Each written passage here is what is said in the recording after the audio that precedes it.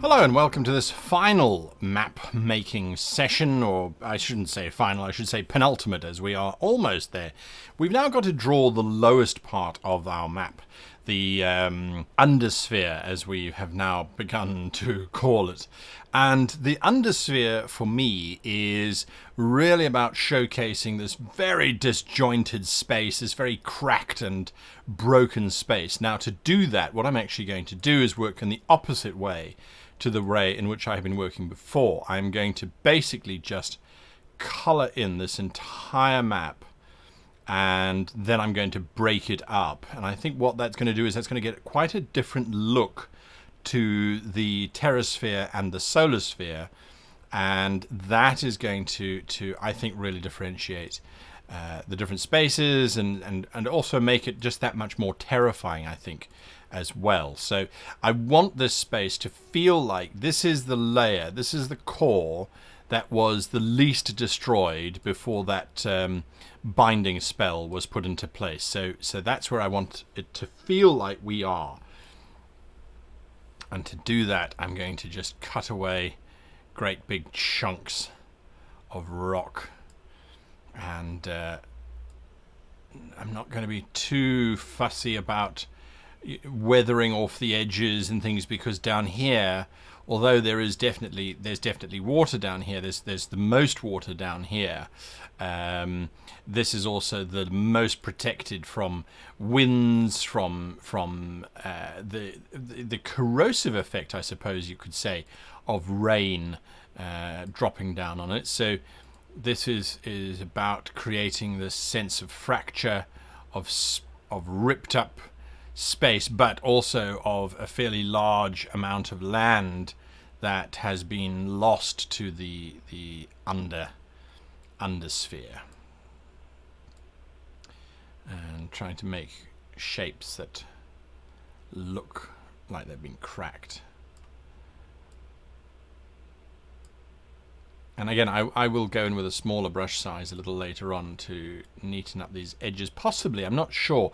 I need to still decide that. I want to get the overall idea down first, and then go, yes, I need to do that, or no, I don't need to do that. Now, as to what is going to populate down here, that's a good question. So we've got ice dwarves, we've got mountain yetis, we've got drop goblins, we've got gypsy halflings, we've got desert survivor-like elves that struggle against post-apocalyptic sort of orc tribes of the sun. We've got catastrophic apocalyptic sun-worshipping, well, deity-worshipping lizards. We've got some interesting sort of spaces, interesting races, I should say, and spaces too, actually. But we've got all of that going on. What happens down here? What's down here? Now, a question is to say, well, the subterranean, because this is the undersphere. So technically, it's like the subterranean space, isn't it? That one would encounter, and to say, oh well, it's going to be drow down here. I'm not convinced that one has to incorporate all the races that have ever been written for Dungeons and Dragons or Pathfinder, or any sort of stock standard fantasy setting. I don't know if you have to incorporate them all in order for your world to feel complete. I do know that your players will be definitely expecting it, and so my very mantra says that we should definitely include them. So that is definitely something to think about. Now, something else to contemplate is that this world is similar to the Underdark. There's no doubt about that. It's definitely similar to the Underdark, except that it does get exposure to sunlight. It does occasionally. There will be alignments of the continents above where sun will stream down to here. It will be very, very faint sunlight because there is the asteroid. There is that shattered land belt that sits between the undersphere and terrasphere, which I do really want. I want that to be the natural sort of barrier between the races below and the races above. What is the race? What races, I should say, would be likely to inhabit down here? and remain down here. Again, remember, we've got to always think of why do they stay here? What's the draw? And I suppose if we've got gold in the solosphere, then we down here need to have something else. And I think what we have down here is we have the purest water. It's been filtered through all of the different spheres, and although you might say, "Oh, but the rubbish and the rubbish and the detritus of the above spheres is all going to come down here," yes, absolutely it will. But I think also you'll find that there's a lot of filtration happening, and that this is where the best water comes from. I think what you could also say is that this is where magic is the most powerful. You're right next to that binding spell. That binding spell is just below this layer, if you like. So maybe magic is more powerful down here. So you have races that need magic to survive more. Does that mean that we need to have this as a sort of an undead-filled space? Is this a Ravenloft almost like space? And I'm busy as I'm talking about it. I'm going, well, is that necessarily a bad idea? That down here you have this undead environment where the souls of anyone who dies, according to legend anyway, cannot escape because of that binding spell. That binding spell is just holding everything in place. Is that a thing? Is that something that we want to explore? And I think it could be pretty amazing to do that. I think that could be a very interesting campaign setting, where you've got this realm where there are definitely undead everywhere, but you have this other race that lives down here, that survives or thrives even down here. And what sort of race would that be? What would the people be who do that? I don't know. It's an interesting question. I'm trying to think. Could this be where the tieflings live? This is very demonic space, perhaps, with the undead. Could be. I could possibly see that working. I must admit, the tieflings down here, it's not making me go, yes, that's a great idea. And I usually I know it sounds awfully arrogant to go, oh yeah, that's a great idea, but you've got to believe in it yourself. You've got to think that it's cool first before you present it to your players. If you don't, then I don't know how you have the confidence to then run your game. So tieflings are not making me go, oh, I think that's brilliant. I think that'll be great if we have tieflings stuck down here in this space. I prefer the idea of this undead, where the bones of the dead are infused with this binding magic, so the souls can't actually leave. I think that's quite terrifying.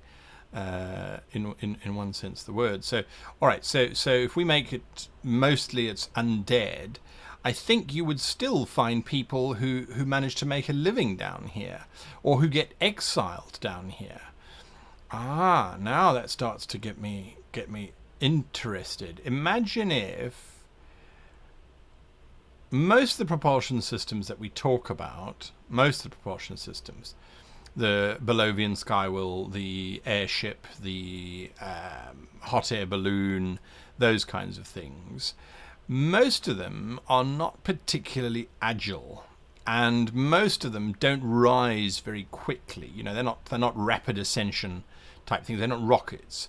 So perhaps there's a layer of shattered rock that sits above the undersphere and below the terrasphere.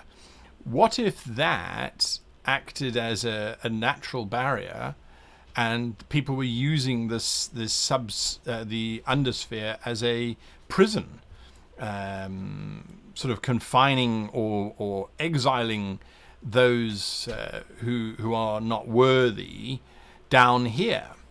And I think that could be quite curious. So you start to get an Australia effect. So originally it would have been a prison.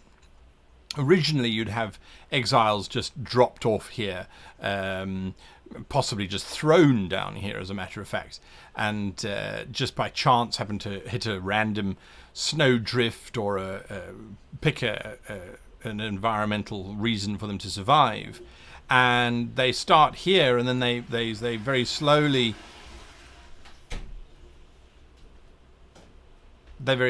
start to form a community, to form this space, and that starts to thrive. Now, I'm not advocating that it suddenly turns into Australia, but if we look at it, we go, okay, so yes, it is the very lowest, it's the very deepest realm. We've got undead roaming the areas, these very angry undead that they haven't been able to move on. I think that's quite interesting. And then we've got these colonies of survivors that will absolutely go through the trash that gets thrown down here. I think that's not a bad option at all. That they sort of survive off the scraps that have been thrown down here. Plus, of course, the creatures that live down here. And we've got much larger land masses now that the creatures can evolve onto. So I think we can have quite large, sort of colossal-sized beasts that graze on the rock formations, or something along those lines. So that this is a really special space. You just don't want to get stuck. You don't want to get stuck down here. And of course, once they start realizing that there's colonies down here, that means that there's trade, and if there's trade, there's commerce. That means that there are vessels that will be designed to go down here.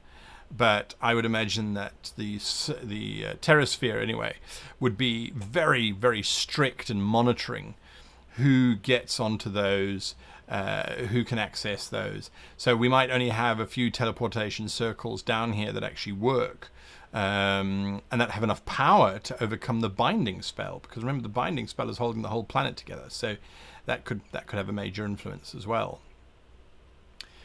So what I'm doing now, if it isn't obvious, I hope it would be, is I'm just trying to change the uniformity of the distance between these masses so that it doesn't feel like it's all the same. You see, it's all the same width here because I've used the same brush size.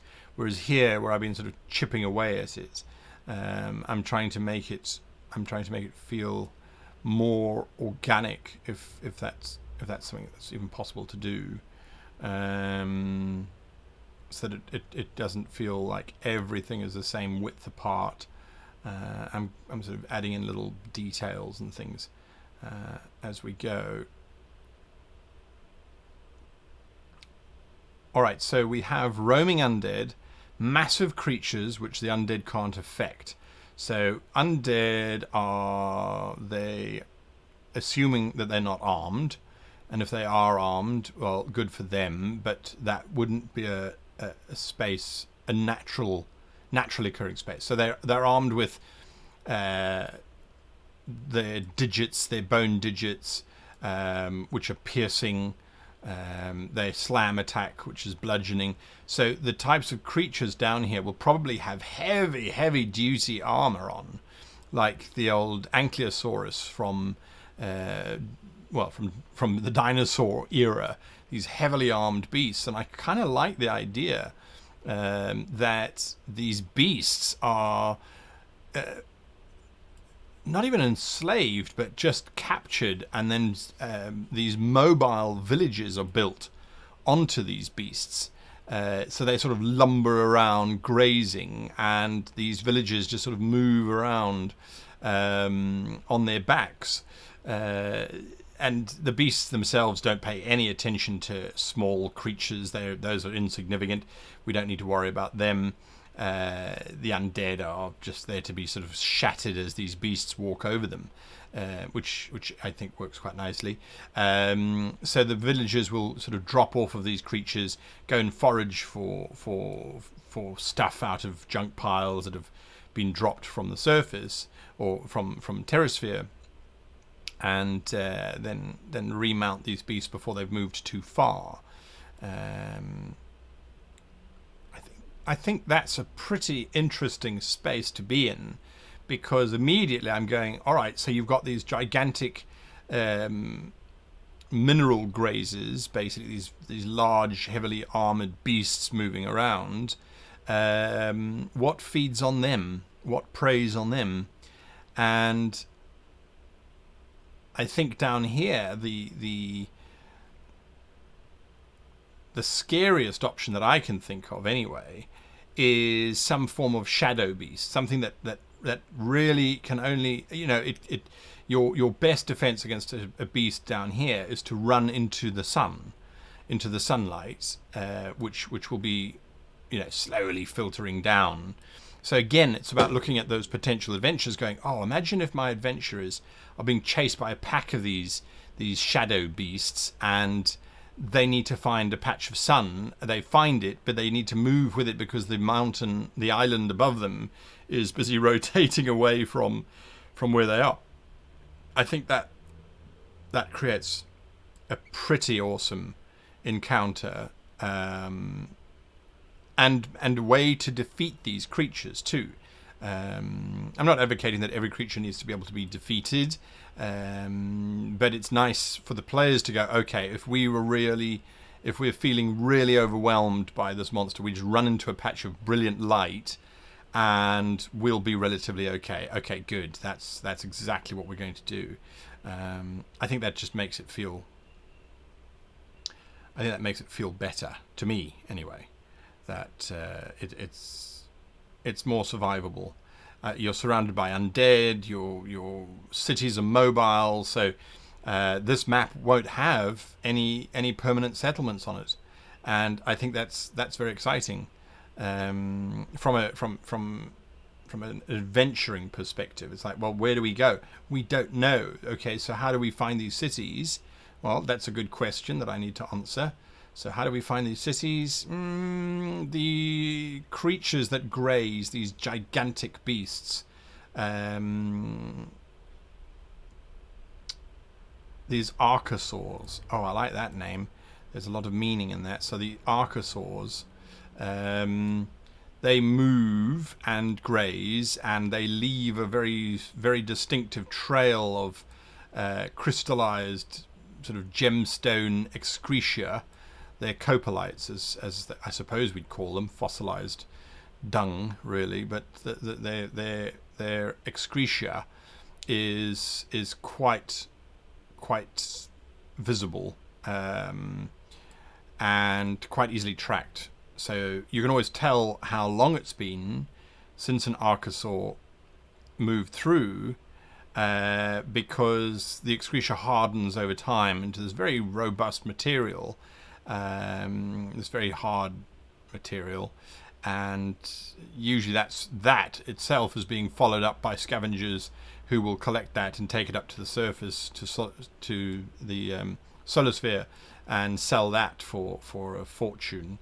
But also that's how you know where they are, as you look for these excretia trails, which I suppose would be ground up bits of rock, and I'm sort of thinking earthworm.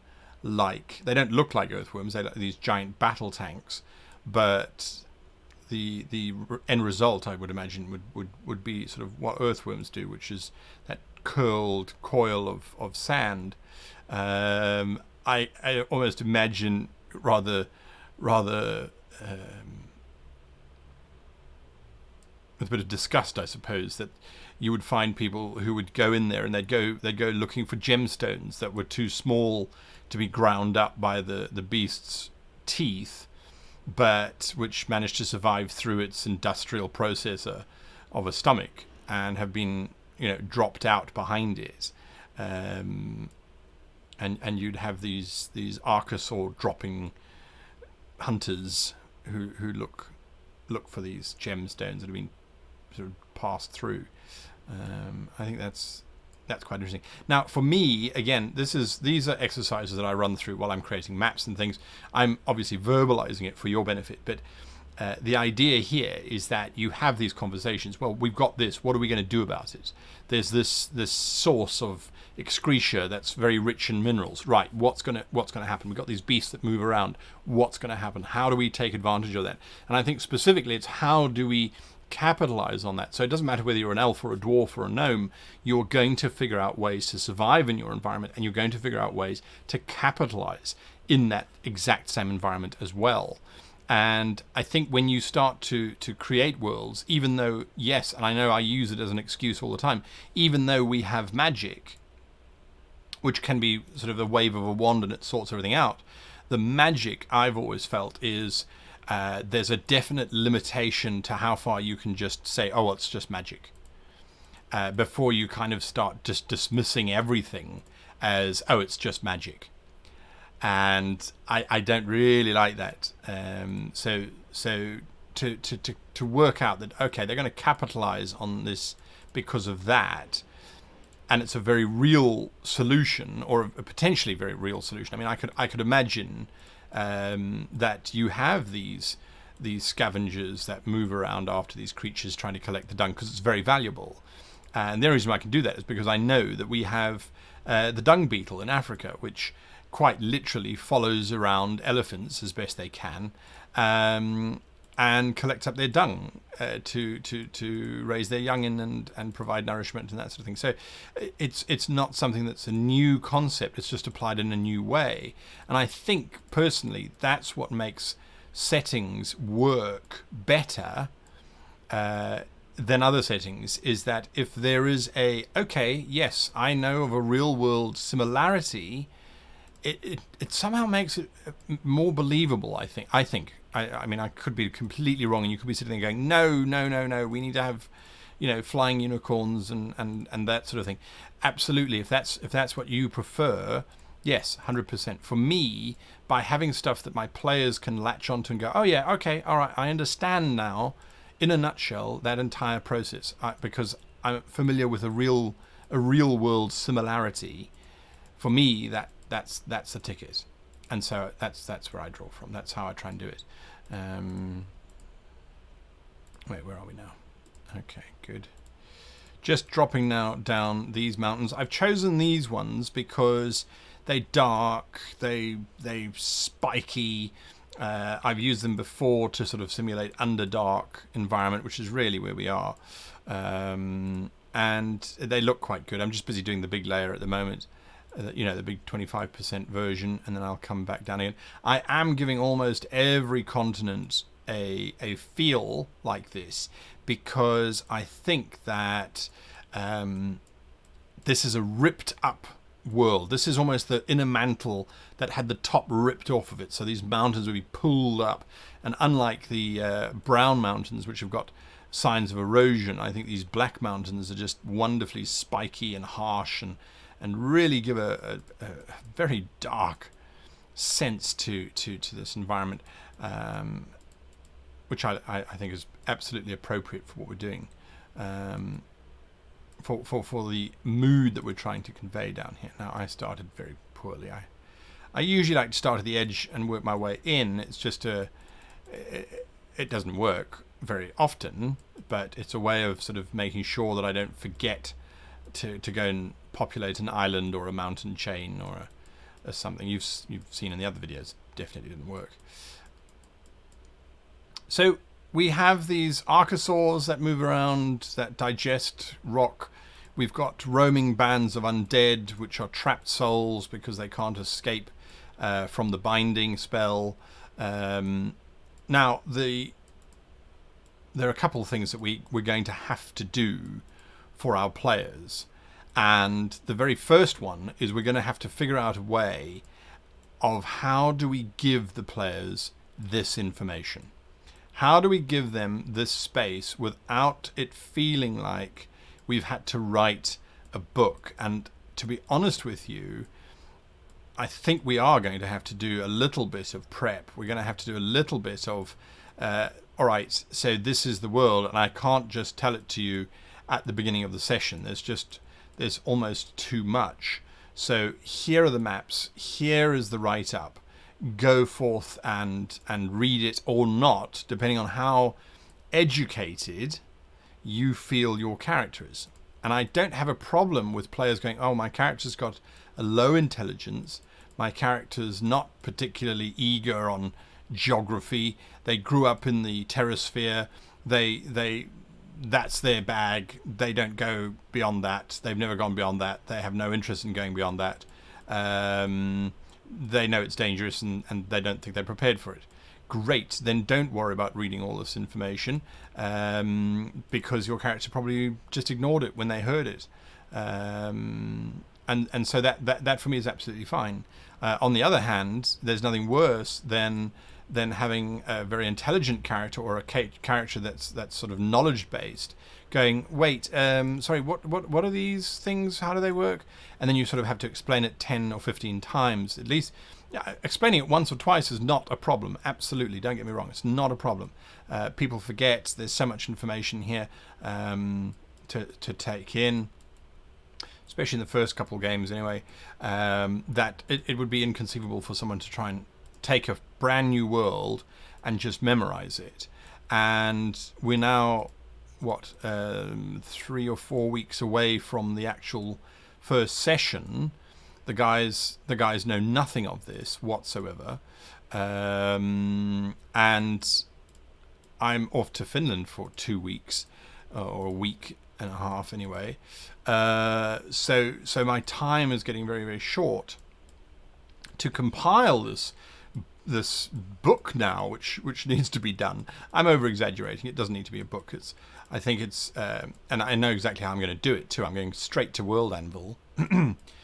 Beg your pardon. I'm going straight to World Anvil, and I'll populate it there. They've got some amazing map based tech there, and it allows me to drop a pin here on this map, and then to link that pin to articles. So it's literally a Google Maps of this world. It is going to take me some time to set up, and I will do a video on it so that you can sort of see the process.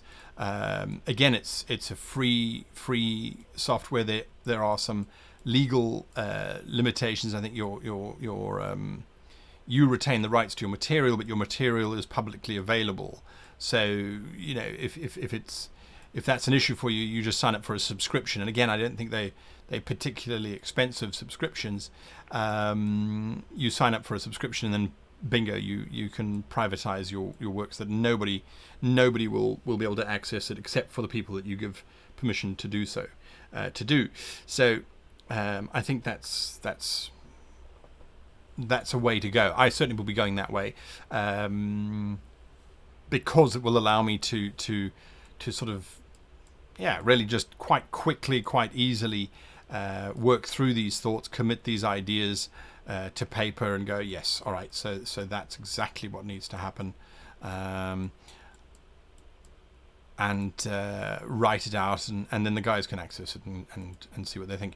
I tried to leave some islands bare of mountains, but it looked very strange, so I'm just going back and saying, all right, well, you're small enough not to worry about. You need a mountain. Yeah, so I think this is going to be quite an interesting area for them to explore, and I am hoping to keep this area for the showdown. The idea of the campaign, of course, is that they're assembling this object that they need to do before the enemy does, and the showdown will be down here, or at least the last piece that they need will be down here. I often laugh and I go, it's so predictable to say, oh, well, in the most dangerous area, this area, that's where the last piece is going to be. And you go, well, yes, because it's what we expect as humans. And if you didn't do that, if you went, oh, well, actually, the last piece is easy to get to, you walk up to it, you pick it up, and you're done. We feel cheated from a narrative perspective. We literally feel as if it's like, well, why did we bother with the story? We expected them to have to go down here. And it's a thing of human nature, I think, and I think yes, you can certainly try and work against that and go, no, I'm gonna completely change everyone's minds. Yes, you can, but just bear in mind that a lot of people are there because they like to be able to almost tell what's going to happen in the story, and if you take that away from them, there can often be a sense of disconnect, that they're not really involved in the story. They can't really predict where it's going, so they have very little interest to continue on that story. Maybe that's just old school filmmaking sort of thinking going on there, but for me, certainly, I know that if I don't feel as if that world can be influenced by me, or that that the narration is going in a way that promises drama and tension and is unfolding in a way that I'm familiar with, I can get very frustrated as a player, and oftentimes go, well, it's not going where I think it should go. It's not going somewhere different. It's just not going, it's not moving, or it's not changing, or why did you bother creating all this amazing stuff if we don't get to see it or use it? So this subterranean space, this space down here, is one of those spaces where the players might look at it and go, we are never going there. I do not want to go down into the land of the undead and the archosaurs and not know where land is or how to get back. No, I am not going there. So that's a risk we run. It's an absolute risk we run. We've made this place a nightmare space. It really is a horrific space for players to go. And if you lose your archosaur, if your archosaur wanders off and you can't track it for whatever reason, you are stuck. You are literally stuck down here. There are no natural creatures that can fly between here and the terrasphere that are big enough to carry you. Let me add that in quickly as a caveat. That are big enough to carry you. So you're stranded down here, and down here is not a happy space. This is not a friendly place whatsoever. Just look at what's going to happen when I color this in. So the long and short of it is, how do you make your players want to come down here? And I think that there is a certain reliance on players wanting to explore. Absolutely. I don't take that away from the idea at all. I think the other thing is that there is a certain amount of GM requirement that if you've got this space, look at how miserable this place looks already. If you've got this space, you need to make sure that you get your characters to go there. Whether it's by dropping a hint that, there's an archosaur that has eaten something which has doubled its size and it's now glowing with divine light, and they go, well, that obviously is the artifact that we're looking for. Great, now they have a reason to come down here. Now you can have your adventures down here. I think if you don't do that, you're just shooting yourself in the foot. You really are just saying, well, I've got this amazing world, but I'm not going to use it because I don't want to railroad my players into going anywhere. Or I'm not sure what you would say to why you wouldn't want to utilize something that you've made. Let's put it that way. Why would you not want to use this space that you've now created? I don't know, personally. I don't know why you wouldn't want to do that. All right, so I'm going to now just create my second type of terrain. I firmly believe that your maps, especially a map like this, where everything is very much the same, I do believe that it would be important to have different types of environments. And as we established right on when we were doing the solar sphere, is that we've got these different sort of biome colors. So you can identify on the map relatively, wrong button. Relatively easily, you can identify and say, okay, yes, I can see that color has in the past represented the plains of the dead, whereas that color has represented the gravel biter, or the gravel sort of territory where the archosaurs roam. So we should head there, or we should head there.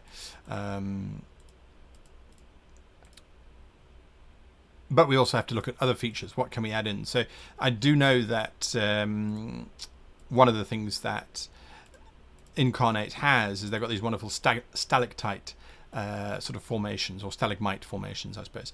And so I'm going to use those to create like these stone forests, and I think that could be quite fun. Archosaurs grazing, the creatures that hunt the archosaurs, these shadow beasts. We didn't really go too far into that. I think I got myself distracted, which is not entirely impossible. So yes, these wonderful archosaurs that get attacked by these shadow beasts. I like the idea of the shadow beasts being almost almost velociraptors. But we're talking Jurassic Park velociraptors. We're not talking Earth velociraptors, which were the size of turkeys, or Deinonychus, depending on how you want to pronounce it. Deinonychus would be a better raptor if we wanted to use real world, but no one knows what that is. So the velociraptor analogy would be quite fun, but as these shadow beasts that prowl around, and they're not going to just go after archosaurs. They're going to go after all sorts of anything that moves, basically. But we know that they don't go into the light. So I don't know if we need to define their look. We'll certainly have to work on some stats so that they remain vaguely similar. Although again, my experience of working with wildlife in South Africa is that one animal, a horse or a cow or an elephant, is very different from another, just the same as humans are. So some humans are very sickly, some humans are very healthy, some humans are sort of in between, some humans can endure an incredible amount of pain, others can tolerate very little. So to create sort of standard templates for these monsters, I find is very limiting. I usually just sort of make them up on the fly, and as bad as I need them to be, or as easy as I need them to be. But their abilities do need to be tracked. A rhinoceros can only run at a certain speed, whether it wants to run faster or not. Humans have got a barrier as well. So I do need to jot that down somewhere. There's a lot of work. There's a lot of work that goes into a campaign. No two ways about it. As long as you're having fun doing it, I think that's all that's really important. Are those too big? I kind of get the feeling they are too big. But if we make them smaller, I'm worried that they won't read as... Let's make them 15%. Yeah, okay. They're a bit big, but I'll live with it. They look like mounds. What could live in these mounds now? Insects? Some kind of insect-like beast, maybe? What have we got in our arsenal? What are those ant creatures? Formians? Go with formians, I suppose. Nothing wrong with that. So we've got ant-like colonies that will attack on sight. I think this needs to feel very, very primordial, very, but not the primordial that the jungles above feel. Those are very Amazon-esque. By primordial, I mean not a lot of differentiation, because there isn't a force that acts down here that does actually differentiate. There's very little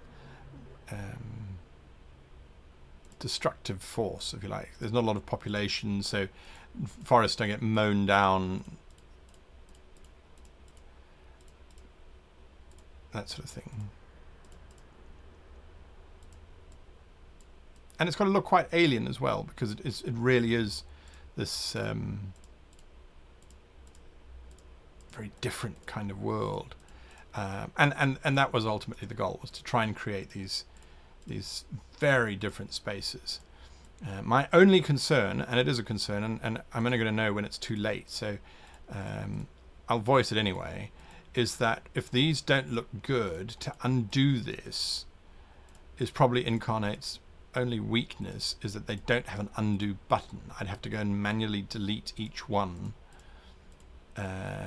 which I think you'll agree would be quite painful to do. Now, if they had giant mushrooms, I would have put mushroom forests everywhere, because I think that would have been quite cool to do. Now, the last sort of question that I need to look at is this binding spell that holds everything together. Is it visible or not? And I think it must be visible, but the question there is, what type of visibility are we talking about? Are we talking, is it a glow? Is it a radiance? And as I'm saying this, I think what it should be is something like the Aurora Borealis, which is this scintillating, twisting vortex of color that changes and moves around. And that you would probably find that down here you would have these religious cults, I was going to say religious nutters, but cults are the same idea, that watch the binding spell and try and make prophecy from the colors that the spell sort of goes through, and try and make prophecies of, it's more green today than it was yesterday. That speaks of an ill wind. The lizard folk will be agitated. And of course the lizard folk get agitated because they had not planned on being agitated, but now everyone thinks that they're agitated and is telling them to calm down, which only causes them to become more agitated. You know? So you get these wonderful sort of monasteries and things. So I can throw some monasteries around here as well. If my players are really struggling with surviving in this rather bleak and desolate space, if they are struggling, I'll let them find a monastery or something. And again, I know that sounds like I'm allowing for weak play, or for poor play, I should say, where they haven't planned enough and they've gone blind.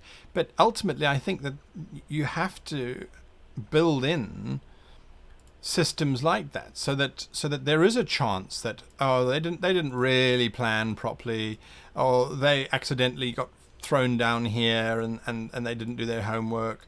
You know, you have to allow for that to happen, and you don't want your campaign to come crashing down because you're too stubborn to add in something that will help them and keep the campaign going and keep it alive. For the sake of being able to say, well, you should have planned properly, or you didn't plan enough, or for me, it's never about punishing the players for acting rashly or for not necessarily thinking things through. If they're having fun and they get caught up in the moment and they leap before they look, I truly don't think that one should punish them for that. So I'm going to have monasteries now that watch the Aurora Borealis unfolding beneath them. And trying to interpret the meanings thereof. And if they go to a monastery, then I'll use the Aurora Borealis to make some future predictions, and we can see if those come true or not. So the map is done. I'm not going to add any more. We're not adding cities because they built on the archosaurs, which move around. We've got mountains, we've got wasteland, we've got these stalagmite forests everywhere. So that's it. That's really is it. And in our last video, what I will be doing is putting the three maps together so that one can see the overlay, removing that blue watery background, and getting hopefully a sense of just how these worlds, or these layers, work together, so we can see if there are patches that will overlay and not. And of course they're always moving, so there will always be coverage somewhere, but it'll just give us a better sense of where we are. And then from there, the next step is to take these maps into worldanvil.com and start to pin them, and adding in areas of interest such as names and the like. And yeah, like I said, that's another video that you can have a look at if you are so inclined. And if you are, hit that like button so that I know to carry on doing these. Hit the subscribe button if you want to see more of this kind of video, where we break down into fairly large detail, I think anyway, the thought processes and the design process that I go through when I'm creating my own worlds. Until next time, I wish you and yours the happiest of gaming.